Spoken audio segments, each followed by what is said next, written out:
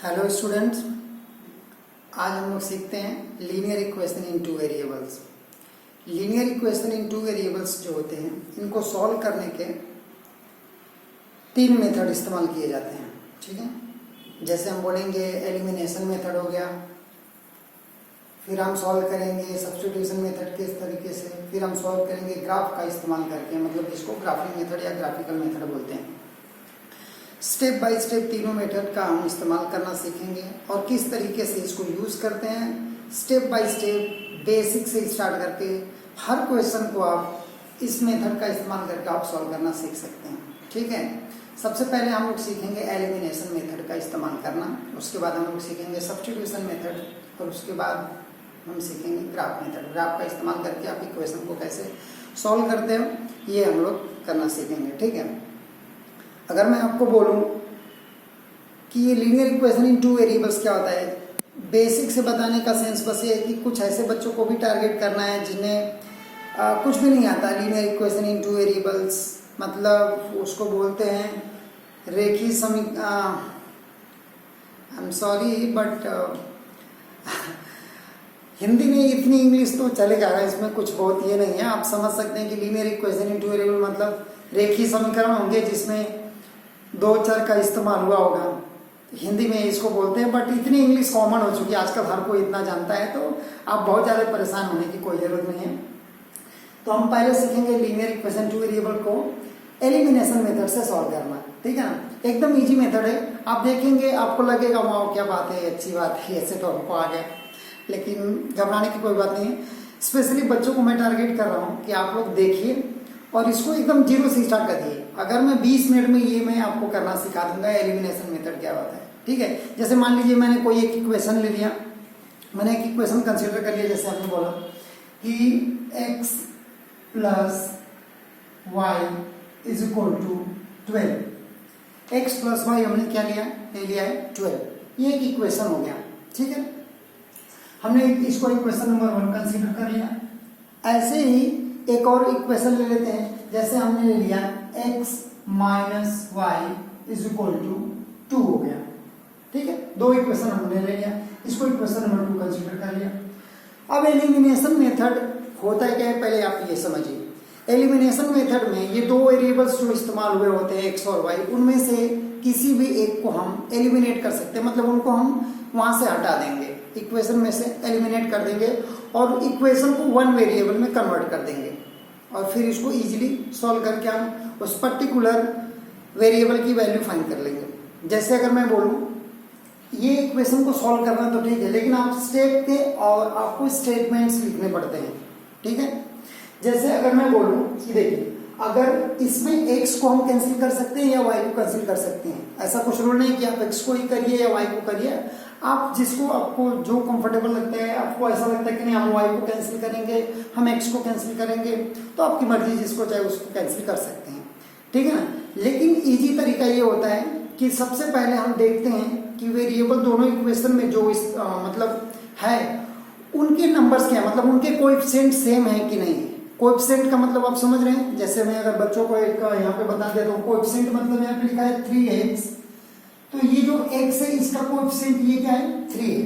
ठीक है ना, कोएफिशिएंट मतलब वो क्वांटिटी जो वेरिएबल के साथ मल्टीप्लाई हो रही है, जो भी उस वेरिएबल के साथ मल्टीप्लाई हो रही है वो उसका क्या है, कोएफिशिएंट है। तो यहाँ पे हमने आपको बताया कि कोएफिशिएंट क्या होता है। अब हम यहाँ से यहाँ आ जाते हैं। ठीक है, अब यहाँ पे आप ये चीज देखिए कि इक्वेशन को कैंसिल करने से पहले, इक्वेशन को कैंसिल मतलब उसमें इस्तेमाल हुए वेरिएबल्स को, उसमें से किसी एक को आपको कैंसिल करना है, x या y को। तो सबसे पहले आपको देखना होगा कि कौन से वेरिएबल के जो कोएफिशिएंट है वो सेम है। जैसे यहाँ पे मैं देखूँ आपको, यहाँ पे 1y है और यहाँ पे भी 1y है। 1 को हम लिखने की जरूरत नहीं होती क्योंकि 1 से आप किसी को भी मल्टीप्लाई करोगे तो उसकी वैल्यू में कोई चेंज नहीं होता है। दैट्स वाई हम 1y या 1x नहीं लिखते हैं। आपको भी पता है कि ये क्या है, एक ही x है या फिर एक ही y है। तो यहाँ पे आप देखेंगे फर्स्ट इक्वेशन में 1y है, इसका कोएफिशिएंट मतलब 1 है। यहाँ पे क्या है, यहाँ पे भी 1 है, यहाँ पे x 1 है और यहाँ पे भी, मतलब यहाँ पे हम देख रहे हैं कि इसमें दोनों वेरिएबल्स के दोनों इक्वेशन में कोएफिशिएंट सेम है। मतलब हम इसको इजीली कैंसिल कर सकते हैं, किसी भी एक वेरिएबल को कैंसिल कर सकते हैं। कैंसिल करने का सेंस आप एक बार समझिए कैसे करते हैं। देखिए, अगर मान लो आपको x वेरिएबल को एलिमिनेट करना है, ओके, अगर आपको x वेरिएबल को एलिमिनेट करना है तो सबसे पहले आपको उसकी क्वांटिटी जो कोएफिशिएंट है उसको इक्वल करना होगा, ठीक है। अगर इक्वल है उसके बाद आपको क्या करना है ये समझिए। इक्वल होने के बाद अब उन वेरिएबल्स को उनके साइन के साथ लिखिए। अगर दोनों इक्वेशन में इस्तेमाल हुए वेरिएबल्स का साइन अगर सेम है तो आपको सबट्रैक्शन करना पड़ेगा। मेरी बात समझ में आ रही है? जैसे मान लीजिए यहाँ पे x है और यहाँ पे भी x है, इनकी जो इनके कोएफिशिएंट है ये तो सेम है, 1x यहाँ पे भी है 1x यहाँ पे भी है, लेकिन इनका साइन देखिए, यहाँ पे प्लस है यहाँ पे ये भी प्लस है। तो यहाँ पे आपको अगर x को कैंसिल करना होगा तो आप यहाँ पे लिखेंगे स्टेटमेंट, ये लिखेंगे कि इक्वेशन 1, ठीक है ना, एडेड टू इक्वेशन 2, ठीक है ना, या फिर ऐड इक्वेशन 1 एंड 2 आप स्टेटमेंट लिखेंगे। मतलब आप जो भी आप करेंगे यहाँ पे स्टेटमेंट लिखना पड़ेगा आपको, क्योंकि स्टेप मार्किंग होती है बोर्ड एग्जाम में, आपको इग्नोर नहीं करना है सारी चीजों को, बस सॉल्व नहीं करना, आपको स्टेप्स के मार्क्स मिलते हैं तो आपको मार्क्स को भी मैटर करता है आपके लिए, तो आपको उसका ध्यान देना पड़ेगा, ठीक है। तो आप यहाँ पे जो भी स्टेटमेंट लिखोगे यहाँ पे उसके बाद ये स्टेप को आगे यहाँ पे करना है, ठीक है ना। जैसे ये इक्वेशन है, अगर हमने डिसाइड कर लिया कि हमको x को कैंसिल करना है तो x को हम उसके कोएफिशिएंट के साथ देखते हैं कि दोनों में इक्वल है। अब हम साइन देखते हैं तो दोनों का साइन सेम है, तो अगर x को कैंसिल करना है तो हमको इक्वेशन को सबट्रैक्ट करना पड़ेगा। लेकिन यहाँ पे आ जाइए, अगर मान लो ऐसे वेरिएबल को हमको कैंसिल करना है, एलिमिनेट करना है, जिसकी साइन डिफरेंट है, जैसे एक यहाँ पे y है, y का यहाँ पे प्लस है और नीचे क्या है यहाँ पे माइनस है, तो इस केस में आप स्टेटमेंट लिखोगे ऐड इक्वेशन 1 एंड 2। अदरवाइज अगर सेम साइन होता है तो उसके लिए हम स्टेटमेंट लिखेंगे सबट्रैक्ट इक्वेशन 1 फ्रॉम 2, जो भी अपने हिसाब से आपको लिखना है लिख सकते हैं। 1 में से 2 को आप सबट्रैक्ट करिए या 2 में से 1 को, उससे फर्क नहीं पड़ता है, ठीक है ना। साइन के साथ आपको डील करना पड़ेगा अच्छे से, अगर साइन के साथ डील नहीं कर पाएंगे तो आगे प्रॉब्लम होगी। जैसे मैं इस क्वेश्चन को थोड़ा सा आगे बताता हूं, आप इसको समझने की कोशिश कीजिए। जैसे अगर मैं आपके दोनों तरीके से सॉल्व करता हूं, एक बार x को भी कैंसिल करके बताता हूं, एक बार y को भी। अगर मान लीजिए हमने देखा कि इसमें y का साइन डिफरेंट है तो हमको एक्स्ट्रा वर्क करने की जरूरत नहीं पड़ती है, क्योंकि हम सीधे लिखेंगे ऐड इक्वेशन 1 एंड 2, ऑटोमेटिकली वो कैंसिल हो जाएगा। जैसे इसको ध्यान में रखते हुए हमने y को कैंसिल करना है, क्योंकि अपने पास टाइम कम होती है तो टाइम को ध्यान में रखकर हम स्पीड में करते हैं, तो देखते हैं हमको पता चलेगा कि साइन किसका डिफरेंट है, y का। तो अब सीधे लिखेंगे ऐड इक्वेशन 1 एंड 2, क्या लिखेंगे ऐड इक्वेशन लिखेंगे आप, ऐड इक्वेशन 1 एंड इक्वेशन 2।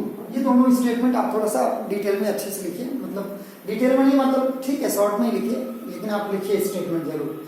इसका मतलब ये है कि आपने क्या करना है, अभी ये इक्वेशन और इस इक्वेशन को आपको ऐड करना है, ठीक है ना। एडिशन करके आपको यहाँ पे लिखना है। जैसे अब देखिए, अगर आपने लिखा है कि ऐड इक्वेशन 1 एंड 2, तो आपको दोनों इक्वेशन को क्या करना होगा, ऐड करना होगा। जैसे देखिए x प्लस x क्या हो जाएगा 2x, ठीक है। अब यहाँ पे y क्या है प्लस, नीचे क्या है y माइनस, तो y माइनस y क्या हो जाएगा 0 हो जाएगा। वो आपको लिखने की जरूरत नहीं है, या मैं आपको आपकी सुविधा के लिए लिख देता हूं 0, और यहाँ पे आप लिखे 12 प्लस 2 कितना हो जाएगा 14, ठीक है। अब इस वाले इक्वेशन में आप देख सकते हैं कि ये जो 2 वेरिएबल्स था वो 1 वेरिएबल में से कन्वर्ट हो गया, ठीक है। एक चीज आपको समझना होगा कि ये 1 वेरिएबल में कन्वर्ट होगा, तो इसको आप इजीली, जैसे आप linear equation in 1 variable solve करते थे सेम वैसा हो गया। अब आपको क्या करना है, आपको एक साइड से दूसरे साइड को बाकी क्वांटिटी को लेके जाना है। बाकी जिस क्वांटिटी को आपको फाइंड करना है उसको किसी एक साइड आप रख सकते हैं। जैसे अगर मुझे x की वैल्यू फाइंड करना है तो हम क्या करेंगे, आप देखिए 2x है इज इक्वल टू, इधर क्या है 14, हमको x की वैल्यू चाहिए तो हम 2 को उस साइड लेके चले जाएंगे। अब यहाँ पे 2x को क्या कर रहा है, मल्टीप्लाई कर रहा है, डेफिनेटली उधर जाके 14 को क्या करेगा, डिवाइड करेगा। ये बेसिक सा रूल है बच्चों, आप लोग को ये समझना होगा, ठीक है। ये बेसिक रूल अगर नहीं आता है तो आप 15-20 मिनट टाइम निकाल के वो चीज पहले क्लियर करो, क्योंकि आप जब इक्वेशन सॉल्व करना शुरू करेंगे तो आप बीच बीच में ये सब आपको जो प्रॉब्लम आती है ये आनी नहीं चाहिए, नहीं तो आप सॉल्व करने में मतलब अनेबल हो जाएंगे। अभी देखिए ये 2 इधर क्या होगा मल्टीप्लाई, उधर जाके डिवाइड होगा, मतलब 14 डिवाइडेड बाई 2, तो x इज इक्वल टू क्या हो गया 7।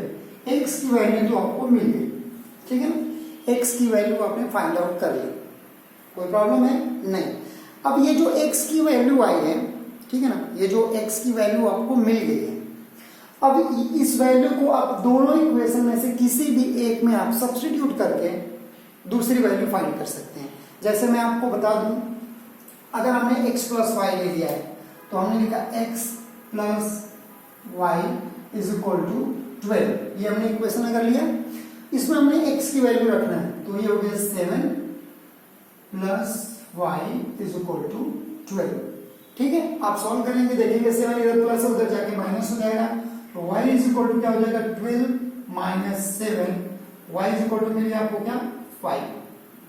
तो आपको x और y दोनों की वैल्यू आपको मिल गई, और इस तरीके से ये आपका जो इक्वेशन है सॉल्व हो गया। Linear equation in 2 variable solve करने का मतलब उसमें इस्तेमाल वेरिएबल्स की वैल्यू को फाइंड करना है, ठीक है।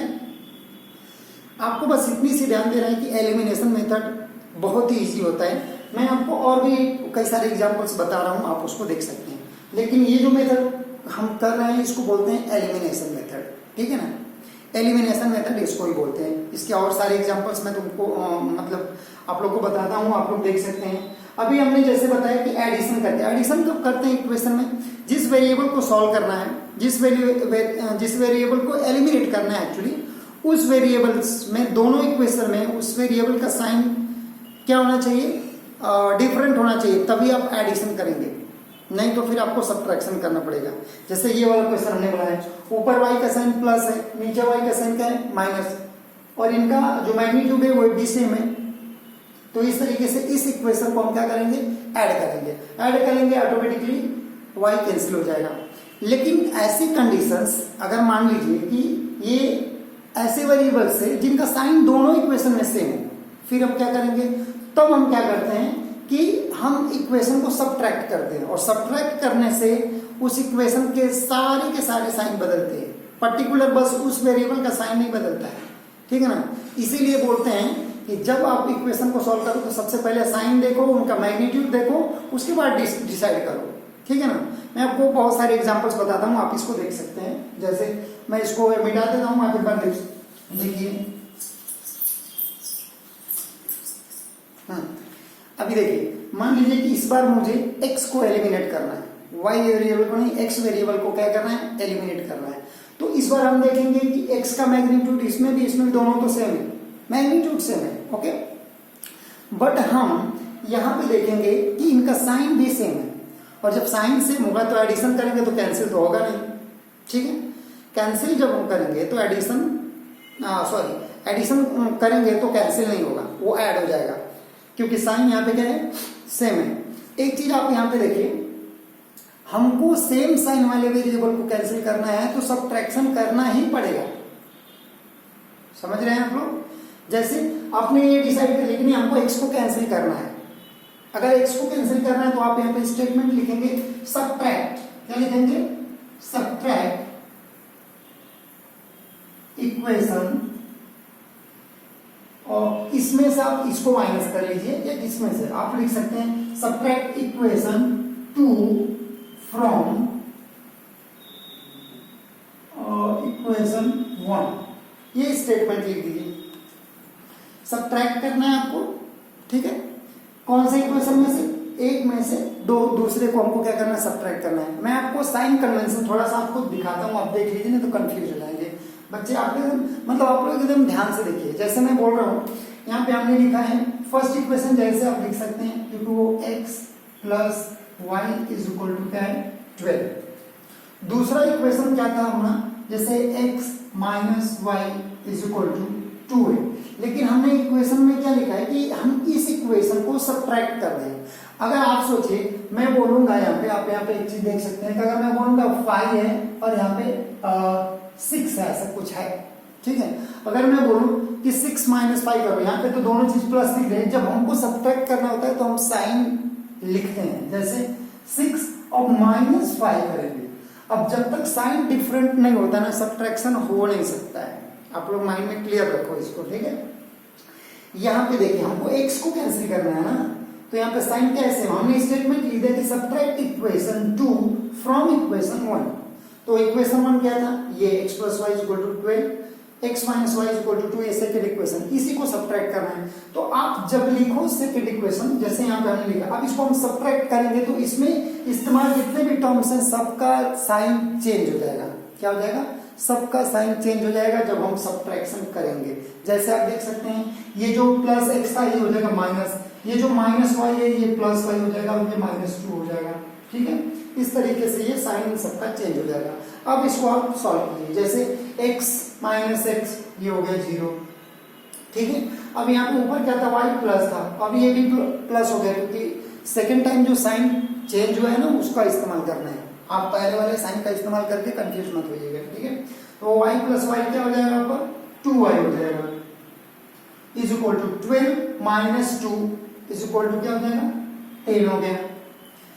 अब आप इसको सॉल्व करेंगे, 2y is equal to 10, then y is equal to क्या हो जाएगा, 10/2, तो y की वैल्यू आपको क्या मिल गया, 5। इस तरीके से आपको y is equal to 5 value मिल गई। एक वैल्यू आने के बाद आपको क्या करना है, उसकी वैल्यू को आप दोनों इक्वेशन में से भी किसी भी इक्वेशन में क्या कर सकते हैं, इस्तेमाल कर सकते हैं, ठीक है। जैसे आप ये इक्वेशन को ले लीजिए, जैसे मैं बोल रहा हूं कि x - 5 इज इक्वल टू 2 है, तो आप उधर लेके जाइए तो x इज इक्वल टू क्या हो जाएगा, इधर 5 माइनस है तो उधर जाके क्या हो जाएगा, दूसरे साइड राइट साइड जाके क्या हो जाएगा, प्लस हो जाएगा। तो 7 मतलब 5 + 2 क्या हो जाएगा, x इज इक्वल टू 7 हो जाएगा। इस तरीके से आप x और y दोनों की वैल्यू को क्या कर सकते हैं, फाइंड कर सकते हैं। आप लोग को दिखाई दे रहा है अच्छे से, कोई प्रॉब्लम है? ओके। अब मैं कुछ और एग्जांपल्स आपको बताता हूं इससे रिलेटेड जो क्वेश्चंस हैं उसमें भी देख सकते हैं, क्योंकि हमेशा इनके मैग्नीट्यूड ऐसे ही नहीं देते हैं, कभी कभी इनके मैग्नीट्यूड को चेंज करके भी देता है। तो ऐसे टाइप के क्वेश्चंस को भी मैं आपको बताता हूं कि किस तरीके से करेंगे, ठीक है ना। पहले हम एलिमिनेशन मेथड को आज पूरी तरीके से एलिमिनेशन मेथड का इस्तेमाल करना सीख जाते हैं, फिर हम अगले वीडियो में देखेंगे सब्स्टिट्यूशन मेथड क्या होता है और ग्राफ मेथड का इस्तेमाल करना सीखेंगे। और ये समझ लीजिए कि 10th स्टैंडर्ड में इससे रिलेटेड क्वेश्चन 6 से 8 मार्क्स तक के क्वेश्चन आ जाते हैं, ठीक है ना। ग्राफ मेथड एक ही क्वेश्चन आएगा तो उसमें 2 से 3 मार्क का क्वेश्चन आ जाता है, ठीक है ना। तो आपको समझना होगा मेथड, आप अपना प्रिपरेशन 100% कीजिए, बाकी तो आप आगे क्वेश्चंस आप कैसे प्रैक्टिस करते हैं, स्पीड आपकी कैसी है, उस तरीके से आपके एग्जाम में टाइम कम या ज्यादा होगी वो आपके प्रैक्टिस पर डिपेंड करता है, ठीक है ना। लेकिन आप मेथड सीख लीजिए किस तरीके से किया जाता है, ठीक है। आगे बढ़ते हैं। इससे पहले मैं इसके कुछ और एग्जाम्पल सोच रहा हूँ बता दूं, और थोड़ा सा इसको ये रोकते हैं। देखिए इसमें जो है, अब हम आपको ऐसे इक्वेशंस मतलब बताएंगे जिसमें आपको उनके मैग्नीट्यूड डिफरेंट होंगे, ठीक है ना। देखिए लीनियर इक्वेशन 2 वेरिएबल सॉल्व करने से पहले हम कभी कभी क्या होता है, इक्वेशंस जो दिए होते हैं उसमें उनका नेचर हम फाइंड कर लेते हैं, ठीक है। नेचर का मतलब ये होता है कि उनको हम सॉल्व करेंगे तो उनकी जो रूट्स है उनकी वैल्यू जो होगी वो कैसी आएगी, आप ये सॉल्व करने से पहले इसको आप देख सकते हैं। जैसे मैं थोड़ा सा पीछे जाता हूं, अगर आपको बताता हूं कि ये किस तरीके से आप समझते हैं। एक चीज इस बात में ध्यान दीजिए, जैसे लीनियर इक्वेशन इन 2 वेरिएबल्स जो होता है उसका स्टैंडर्ड फॉर्म जो होता है वो इस तरीके से लिखते हैं, ax + by is equal to c, या फिर +c ऐसे लिखते हैं, क्योंकि इससे आप कंफ्यूज होने की जरूरत नहीं। चलिए मैं आपको ऐसे ही बता देता हूँ ऐसे, ठीक है ना। तो अगर 2 वेरिएबल है तो x1 a1 b1 c1, ऐसे आप लिखेंगे a2x + b2 y + c2 लिखते हैं, तो मैं आपको c2 लिख के बताता हूँ, ऐसे आपको कंफ्यूजन होगी तो आप ये मत समझिए। जैसे ये हमने लिख दिया तो आप कैसे लिखिए, ax1 b1y और +c1 इज इक्वल टू 0, ये हमने लिखा। ये मान लीजिए हमने लिखा, अब +c2 इज इक्वल टू 0। अगर मैं ऐसे आपको समझाने की कोशिश करूंगा तो आपको क्या देखना है, ये जो जो इक्वेशंस है ना, इनकी कोएफिशिएंट को अभी आपको ध्यान देना है। जैसे आपको बस ऐसे समझाने की कोशिश करूंगा। तो यहाँ पे अगर हमने लिखा 2x + 3y = -2, अगर हमने ऐसा लिख दिया, कुछ भी समथिंग ऐसे लिख दिया, ठीक है। तो पहले आपको कंपैरिजन बताते हैं कि इसमें जो ये मैग्नीट्यूड है, वो आगे के जो कोएफिशिएंट इस्तेमाल हुए हैं वो कैसे कंपेयर करेंगे। तो पहले आप देखिए, स्टैंडर्ड फॉर्म में होने के बाद आप ना क्लियरली आप उसको ये कर सकते हैं। अगर मैं बोलूँ कि इसको मैं इस फॉर्म में लिखना है तो क्या करना है आपको, कुछ नहीं, 2x + 3y और ये -2 को इधर लेके आइए, मतलब लेफ्ट साइड में, तो उधर प्लस माइनस है तो इधर प्लस हो जाएगा, 2 = 0। अब यहाँ पे इजीली आप कंपेयर कर सकते हैं। a = क्या हो जाएगा, a हो गया 2, b हो गया 3, c हो गया 2 + 2। इस तरीके से आप देख लें। ये करना जरूरी है, क्यों जरूरी है मैं अभी आपको बताते हैं। मैं आपको अभी एक रूल बताता हूँ। वो रूल कोई भी इक्वेशन, क्योंकि हमेशा सॉल्व करने के लिए नहीं पूछता है, कुछ इक्वेशंस दे देगा और पूछेगा कि उसका नेचर कैसा है। मतलब कि ये दोनों इक्वेशन का सॉल्यूशन यूनिक होगा, या फिर मेनी सॉल्यूशंस होंगे, या फिर नो सॉल्यूशंस होगा। ये आपको जानना जरूरी है, अभी के टाइम पे आप लोगों को जानना जरूरी है। तो मैं आपको इस इक्वेशन जो स्टैंडर्ड फॉर्म हमने यहाँ पे लिखा है, इसका इस्तेमाल करके मैं यहाँ पे थोड़ा आपको बता देता हूँ, आप इसको देख सकते हैं। ठीक है, ठीक है। आप यहाँ पे एक चीज देखिए, मैं बता रहा हूं कि सबसे पहले आपको रेशियो फाइंड करना होगा। रेशियो मतलब कैसे, ही देखिए, आप लिखेंगे a1/a2, दिख रहा है आपको, ओके, = b1/b2 = c1/c2। अगर ऐसा है, आपने इसका रेशियो फाइंड किया, इसका और इसका, तीनों का फाइंड किया, तीनों के रेशियो क्या है, इक्वल। इसका मतलब ये है कि ये इक्वेशन में मेनी सॉल्यूशंस होंगे, मतलब x और y जो वेरिएबल इस्तेमाल हुए हैं, इनके सॉल्यूशंस बहुत सारे होंगे, मतलब इनकी वैल्यू बहुत सारी आएगी। ठीक है, ऐसा कब होगा ये मैं आपको ग्राफ मेथड से भी बता दूंगा, लेकिन फिलहाल आप ऐसे समझिए। ऐसे सिचुएशंस अगर आती है तो आप क्या बोलेंगे कि इसके मेनी सॉल्यूशंस हैं। ठीक है, क्या है, मेनी सॉल्यूशंस। मेरी बात आप समझ रहे हैं? ठीक है, आगे देखते हैं। दूसरी कंडीशन है a1/a2 = ठीक है, b1/b2 does not = c1/c2। लिखा हुआ क्लियर दिख रहा है आपको? अगर ये ऐसे तरीके से आता है कि पहले और दूसरे का रेशियो इक्वल बस तीसरे का रेशियो इक्वल नहीं आ रहा है, तो आप इसको बोलेंगे कि ये क्या होगा, नो सॉल्यूशंस की कैटेगरी में आएगा। ये कौन सी कैटेगरी में आएगा, नो सॉल्यूशंस की कैटेगरी में। ठीक है, तो फिर यूनिक सॉल्यूशन का क्या होगा वो भी देख लेते हैं। आप उसको ये भी देख सकते हैं, जैसे आप लिखेंगे a1/a2 not equal to b1/b2, ये दोनों इक्वल नहीं होगा, तो किसकी कैटेगरी में आ जाएगा, यूनिक सॉल्यूशंस की कैटेगरी में आ जाएगा। हम इसके एग्जांपल्स अभी करते हैं, लेकिन ये आप अभी ध्यान रखने लगे तो आप इसका स्क्रीनशॉट ले लीजिए और अब देखिए आपके टेक्स्ट बुक में ये इस फॉर्म में आपको दिखा के मतलब रहता है। ठीक है ना, ये हो जाएगा many solutions, no solutions, unique solutions. समझ गए? फर्स्ट केस में इसमें क्या हो जाएगा, मेनी सॉल्यूशंस, क्योंकि तीनों के रेशियो इक्वल आ रहे हैं। सेकंड केस में क्या हो जाएगा, नो सॉल्यूशंस, वो सॉल्व नहीं हो सकता, उसकी वैल्यू नहीं आएगी। दूसरी कंडीशन में क्या, तीसरी कंडीशन में क्या होगा, इसमें आपकी यूनिक सॉल्यूशंस होंगे, मतलब x और y की एक पर्टिकुलर यूनिक वैल्यू होगी, दूसरी ऐसी कोई वैल्यू नहीं होगी। ये मेथड आपको बस उसके नेचर, मतलब वैल्यू का जो उसके जो वैल्यू आएगी उसका नेचर कैसे होंगे, या फिर ये इक्वेशन सॉल्व होंगे नहीं होंगे, कितनी वैल्यू होगी, ये सारी चीजें इस तरीके से फाइंड आउट कर सकते हैं। ठीक है, अभी मैं इसमें एक चीज और आपको बता देता हूँ, एक इसके डिफरेंट टाइप के क्वेश्चन एक दो सॉल्व करके एग्जांपल बताता हूँ, फिर आपका ये क्लियर हो जाएगा। जैसे आप थोड़ा सा देख लीजिए इसको, यहाँ देखिए, मान लीजिए कुछ इक्वेशन इस फॉर्म में दिया हो, तो आप देख रहे हैं इक्वेशन को, आपको दिखाई दे रहा है। देखिए ये जो इक्वेशन है 2x + 3y = क्या है, 12 है। ठीक है, और नीचे इक्वेशन है x + y = 5। इसको भी एलिमिनेशन मेथड से सॉल्व करना है।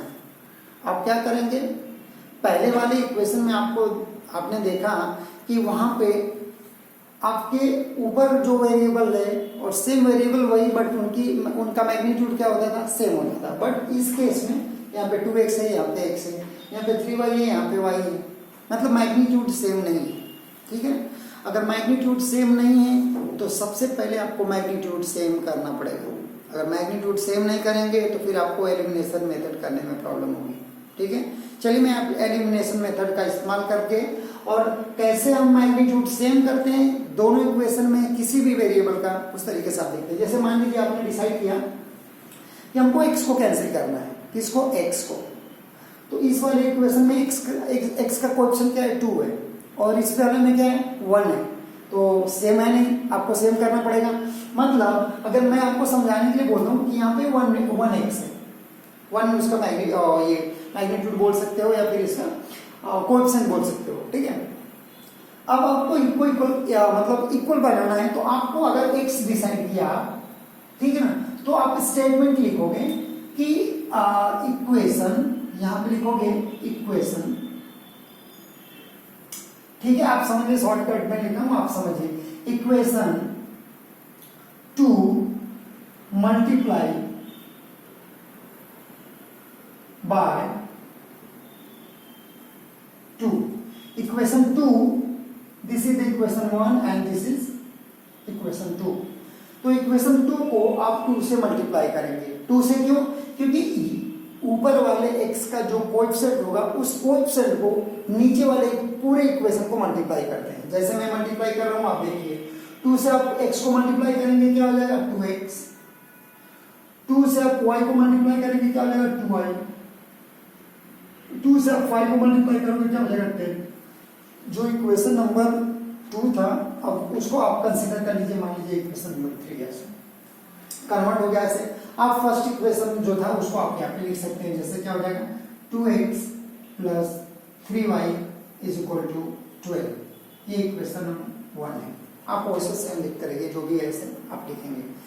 ये होने के बाद अब देखिए, यहाँ पे भी 2x हो गया और यहाँ पे भी 2x हो गया।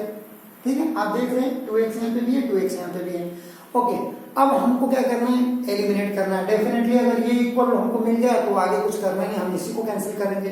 अगर कभी कभी इक्वेशन सॉल्व करते हो तो आपको दिख रहा है कि उसमें से कोई भी एक इक्वेशन, कोई भी एक वेरिएबल का मैग्नीट्यूड सेम है, तो आप कुछ सोचे बिना उसको ही कैंसिल कीजिए, क्योंकि दूसरे को इक्वल करके करने से अच्छा है कि उसको कर लेंगे आप अच्छे से। जैसे यहाँ पे आपको x क्या हो गया, इक्वल हो गया, लेकिन एलिमिनेट करने के लिए हमको करना पड़ेगा सब्ट्रैक्ट। क्यों? क्योंकि यहाँ पे दोनों का साइन क्या है, सेम है। साइन का बहुत ही बारीकी से आपको ध्यान देना पड़ेगा, ठीक है ना। अगर आपने साइन के साथ अच्छे से डील नहीं किया तो साइन आपको प्रॉब्लम क्रिएट करेगा पूरे सॉल्यूशन में। ठीक है, चलिए देखते हैं। अगर साइन सेम है तो मैंने आपको बताया था कि जब भी साइन इक्वेशन में, दोनों इक्वेशन में सेम दिखे तो आपको सब्ट्रैक्शन ही करना है, और ये स्टेटमेंट आप लिख के बताएंगे। लिखेंगे सब्ट्रैक्ट, क्या लिखेंगे, सब्ट्रैक्ट इक्वेशन। अब कौन सा इक्वेशन को सब्ट्रैक्ट करना है, आप जो मर्जी चाहे लिख सकते हैं। Equation 2, subtract equation 2 from equation 1, ऐसा हमने स्टेटमेंट लिख दिया।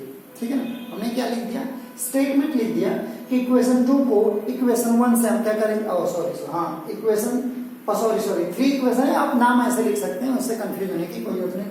जो भी इक्वेशन होगा उसका नाम लिखेंगे कि subtract equation 3 from equation 2। Okay, and proceed. आगे देखेंगे, जब अगर मैं लिखूंगा तो देखिए सब्ट्रैक्ट अगर हमने लिख दिया तो आप स्टेप यहाँ पे करना, लेकिन मैं आपको यहाँ पे बता देता हूँ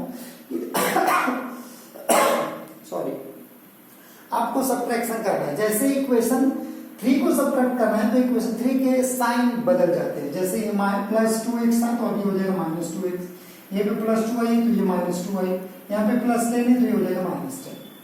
ठीक है, अभी आप इसको आप करेंगे, जैसे 2x माइनस 2x ये हो गया 0। ठीक है, 3y माइनस 2y क्या हो जाएगा, प्लस y, और 12 माइनस 10 हो गया 2। ठीक है, आपने देखा सीधे आपकी वैल्यू डायरेक्ट आ गई 2, y आपको मिल गया। आप समझ रहे हैं मैं क्या कर रहा हूं, और बाकी प्रोसीजर वही।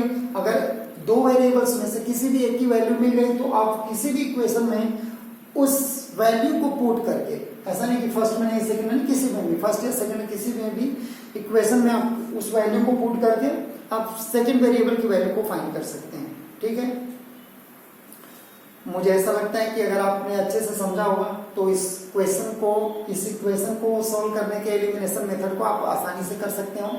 यही हो सकता है ज्यादा से ज्यादा कि ये जो मैग्नीट्यूड ना अलग हो सकता है और साइन के साथ डील करना है आपको, और रिलेटेड जो क्वेश्चन वर्ड प्रॉब्लम्स के आते हैं तो उसको भी मैं क्वेश्चंस वाइज बता दूंगा।